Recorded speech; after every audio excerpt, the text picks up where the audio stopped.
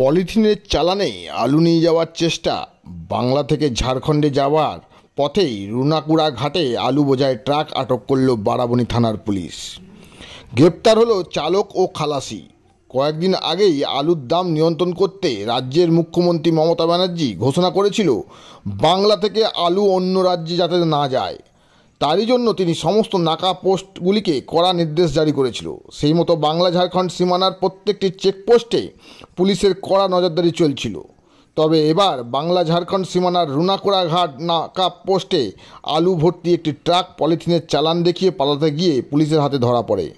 জানা যায়, অন্য দিনের মতোই শুক্রবার রাতে বাংলা ঝাড়খণ্ড সীমান্তে রুনাকুড়া ঘাটে নাকা চেকিং করছিল বারাবণী থানার পুলিশ।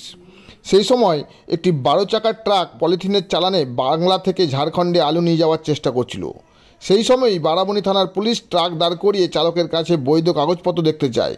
পুলিশ অফিসার চালকের কাছ থেকে কথা বলে জানতে চায় কি লোড, কোথায় যাচ্ছে। ড্রাইভার বলে ওতে আলু লোড আছে, কিন্তু যে রোড চালান চালকের কাছে থেকে পুলিশ পায় তাতে পরিষ্কারভাবে লেখা আছে যে পলিথিনের চালান। আলু কারবারিদের এই বেআইনি পাচারের পরিকল্পনা ভেস্তে দিল আসানসোল দুর্গাপুর পুলিশ কমিশনারেটের বারাবণী থানার পুলিশ।